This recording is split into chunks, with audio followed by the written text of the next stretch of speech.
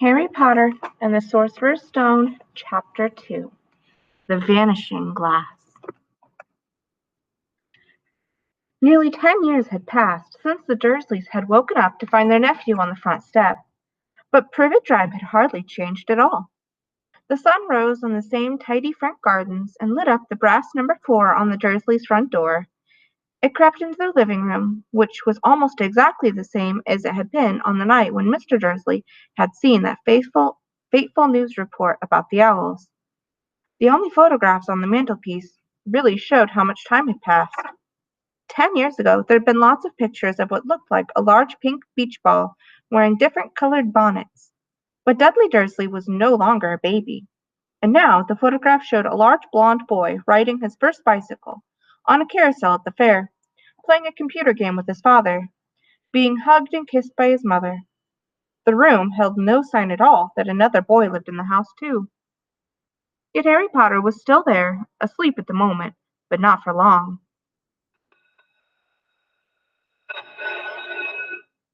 His Aunt Petunia was awake, and it was her shrill voice that made the first noise of the day. "Up! Get up, now!" Harry woke with a start. His aunt rapped on the door again. "Up!" she screeched. Harry heard her walking towards the kitchen, and the sound of the frying pan being put on the stove. He rolled onto his back and tried to remember the dream he'd been having. It had been a good one. There'd been a flying motorcycle in it. He had a funny feeling that he'd had that dream before. His aunt was back outside his door. "Are you up yet?" she demanded. "Nearly," said Harry. "Well, get a move on. I want you to look after the bacon, and don't you dare let it burn. I want everything to be perfect on Duddy's birthday." Harry groaned. "What did you say?" His aunt snapped through the door. "Nothing, nothing." Dudley's birthday. How could he have forgotten? Harry got slowly out of bed and started looking for socks. He found a pair under his bed and, after pulling a spider off one of them, put them on. Harry was used to spiders, because the cupboard under the stairs was full of them, and that's where he slept. When he was dressed, he went down to the hall to the kitchen. The table was almost hidden beneath all of Dudley's birthday presents. It looked as though Dudley had gotten a new computer he wanted, not to mention the second television and a racing bike. Exactly why Dudley wanted a racing bike was a mystery to Harry, as Dudley was very fat and hated exercise. Unless, of course, it involved punching somebody. Dudley's favorite punching bag was Harry, but he couldn't often catch him. Harry didn't look it, but he was very fast. Perhaps it had something to do with living in a dark cupboard, but Harry had always been small and skinny for his age. He looked even smaller and skinnier than he really was, because all he had to wear were old clothes of Dudley's, and Dudley was about 4 times bigger than he was. Harry had a thin face, knobbly knees, black hair, and bright green eyes. He wore round glasses held together with a lot of Scotch tape because of all the times that Dudley had punched him on the nose. The only thing Harry liked about his own appearance was a very thin scar on his forehead that was shaped like a bolt of lightning. He'd had it for as long as he could remember, and the first question he could ever remember asking his Aunt Petunia was how he had gotten it. "In the car crash when your parents died," she'd said, "and don't ask questions." Don't ask questions. That was the first rule for a quiet life with the Dursleys. Uncle Vernon entered the kitchen, and Harry was turning over the bacon. "Comb your hair," he barked, in a way of morning greeting. About once a week, Uncle Vernon looked to the top of the newspaper and shouted that Harry needed a haircut. Harry must have had more haircuts than the rest of the boys in his class put together. But it made no difference. His hair simply grew that way, all over the place. Harry was frying eggs by the time Dudley arrived in the kitchen with his mother. Dudley looked a lot like Uncle Vernon. He had a large pink face, not much neck, small, watery blue eyes, and thick blonde hair that lay smoothly on his thick, fat head. Aunt Petunia often said that Dudley looked like a baby angel.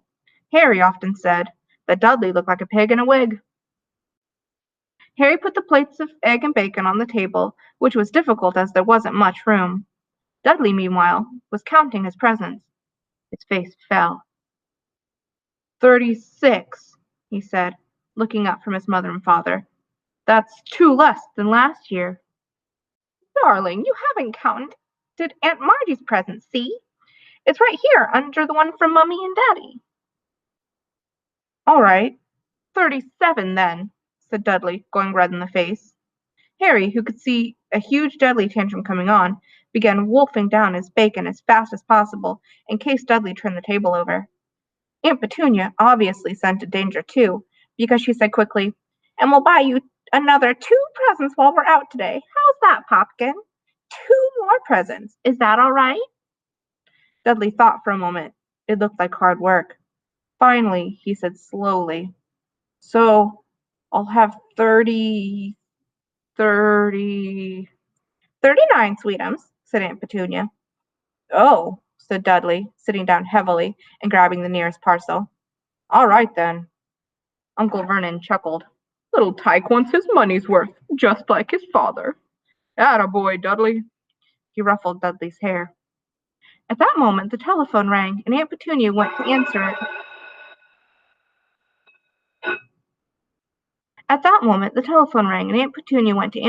While Harry and Uncle Vernon watched Dudley unwrap the racing bike, a video camera, a remote control airplane, 16 new computer games, and a VCR. He was ripping the paper off a gold wristwatch when Aunt Petunia came back from the telephone, looking very angry and worried. "Bad news, Vernon," she said. "Mrs. Fig's broken her leg. She can't take him." She jerked her head in Harry's direction. Dudley's mouth fell open in horror, but Harry's heart gave a leap. Every year on Dudley's birthday, his parents took him and a friend out for the day, to adventure parks, hamburger restaurants, or the movies. Every year Harry was left behind with Miss Fig, a mad old lady who lived 2 streets away. Harry hated it there. The whole house smelled of cabbage, and Mrs. Fig made him look at all the photographs of her cats she's ever owned. "Now what?" said Aunt Petunia, looking furiously at Harry as though he'd planned this. Harry knew he ought to feel sorry that Mrs. Fig had broken her leg, but it wasn't easy when he reminded himself it would be a whole year before he had to look at Tibble, Snowy, Mr. Paws, and Tufty again. "We could phone Marge," Uncle Vernon suggested. "Don't be silly, Vernon. She hates the boy." The Dursleys often spoke about Harry like this, as though he wasn't there, or rather, as though he was something very nasty that couldn't understand them, like a slug. "What about what's-her-name, your friend, Yvonne?" "On vacation in Majorca," snapped Aunt Petunia.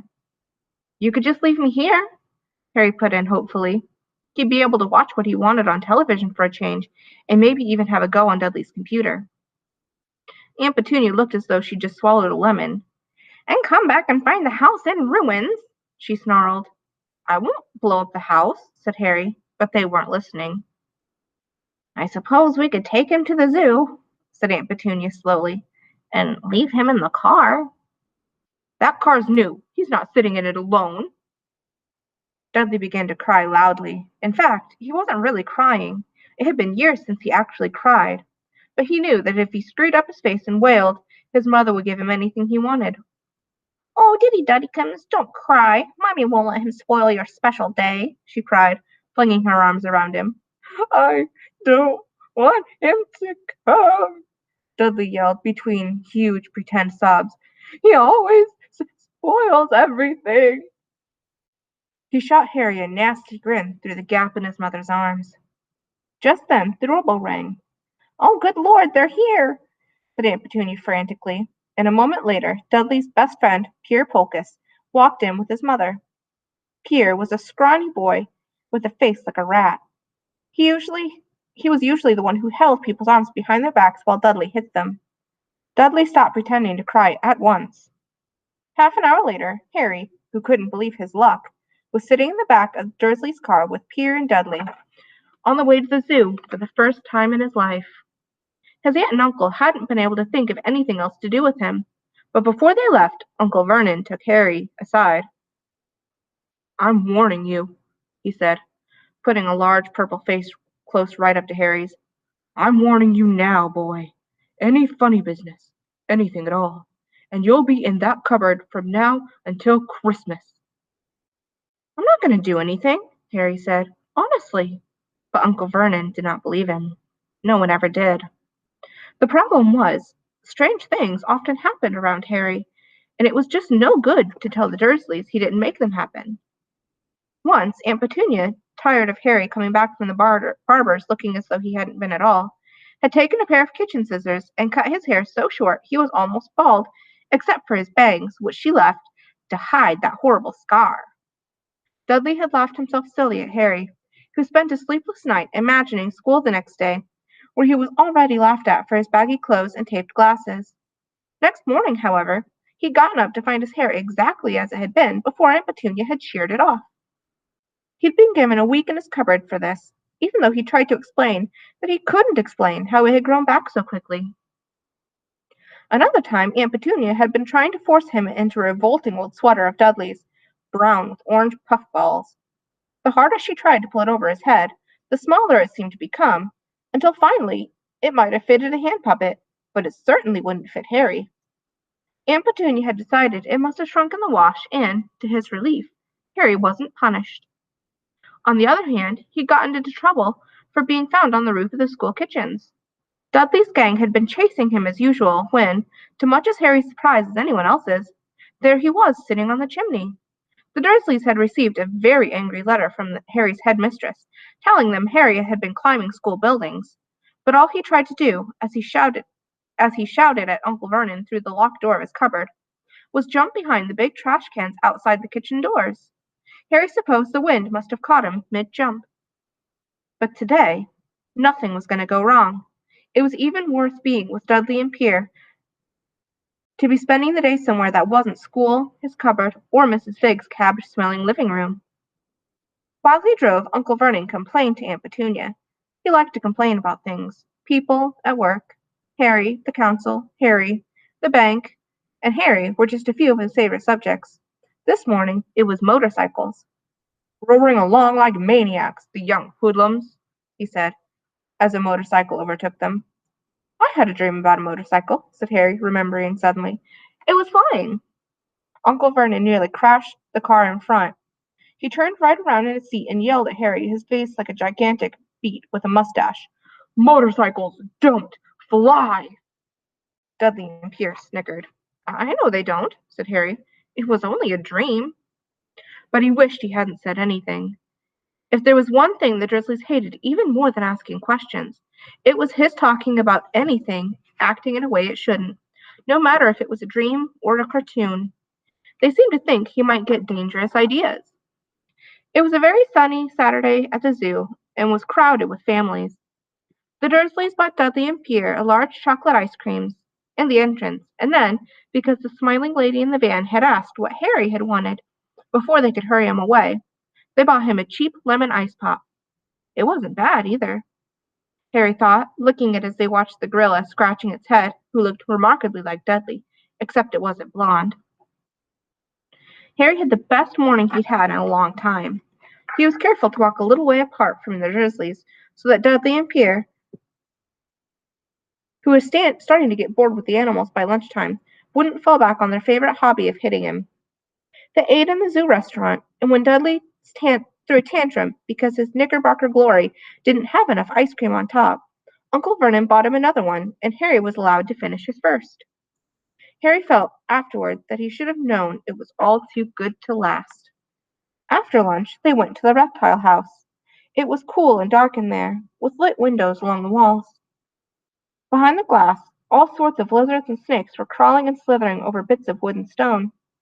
Dudley and Pierre wanted to see huge, poisonous cobras and thick, man-crushing pythons. Dudley quickly found the largest snake in the place. It could have wrapped its body around Uncle Vernon's car and crushed it into a trash can. But at the moment it didn't look like it was in the mood. In fact, it was fast asleep. Dudley stood with his nose pressed against the glass, staring at its glistening brown coils. "Make it move," he whined to his father. Uncle Vernon tapped on the glass, but the snake didn't budge. "Do it again," Dudley ordered. Uncle Vernon rapped on the glass smartly with his knuckles, and the snake just snoozed on. "This is boring," Dudley moaned and shuffled away. Harry moved in front of the tank and looked intently at the snake. He wouldn't have been surprised if it had died of boredom itself. No company except the stupid people drumming their fingers on the glass trying to disturb it all day long. It was worse than having a cupboard as a bedroom, for the only visitor was Aunt Petunia hammering on the door to wake you up. At least he got to visit the rest of the house. The snake suddenly opened its beady eyes. Slowly, very slowly, it raised its head until its eyes were on level with Harry's. It winked. Harry stared. Then he looked quickly around to see if anybody was watching. They weren't. He looked back at the snake and winked too. The snake jerked its head towards Uncle Vernon and Dudley, and then raised its eyes to the ceiling. It gave Harry a look that said quite plainly, "I get that all the time." "I know," Harry murmured through the glass, though he wasn't sure the snake could hear him. "It must be really annoying." The snake nodded vigorously. "Where do you come from, anyway?" Harry asked. The snake jabbed its tail at the little sign next to the glass. Harry peered at it. Boa constrictor, Brazil. Was it nice there? The boa constrictor jabbed its tail at the sign again, and Harry read on. This specimen was bred in the zoo.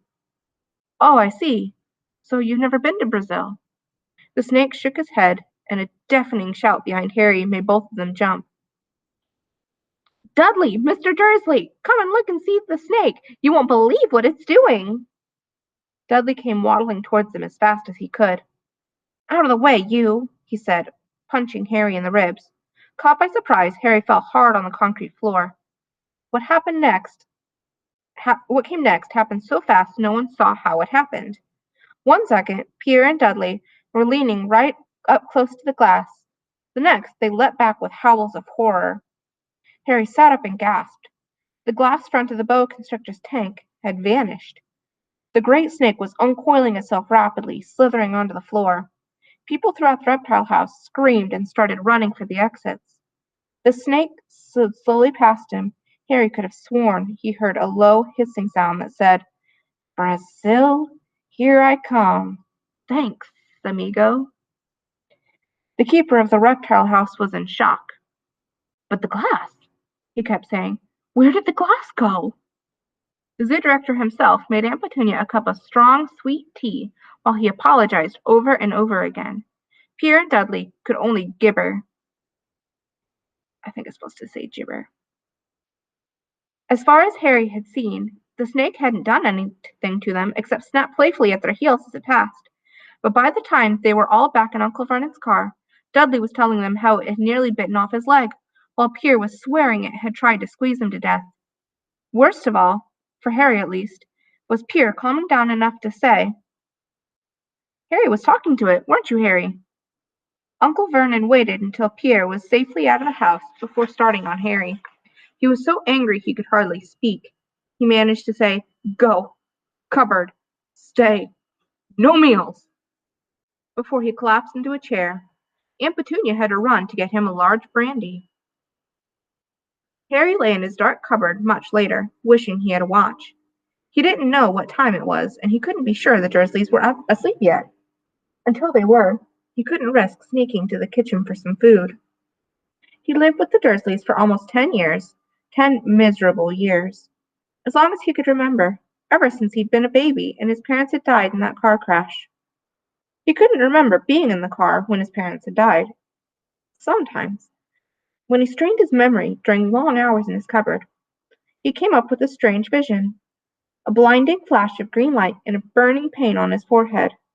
This, he supposed, was the crash, though he couldn't imagine where all the green light came from. He couldn't remember his parents at all. His aunt and uncle never spoke about them, and of course he was forbidden to ask questions. There were no photographs of them in the house. When he'd been younger, Harry had dreamed and dreamed of some unknown relation coming to take him away, but it had never happened. The Dursleys were his only family.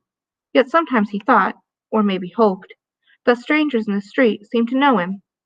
Very strangers they were, too. A tiny man with a violet top hat had bowed to him once while out shopping with Aunt Petunia and Dudley. After asking Harry furiously if he knew that man, Aunt Petunia had rushed them out of the shop without buying anything. A wild-looking old woman dressed in all green waved merrily at him once on the bus. A bald man in a very long purple coat had actually shaken his hand in the street the other day, and then walked away without a word. The weirdest thing about all these people was the way they seemed to vanish the second Harry tried to get a closer look. At school, Harry had no one. Everybody knew that Dudley's gang hated that odd Harry Potter in his baggy old clothes and broken glasses, and nobody liked to disagree with Dudley's gang.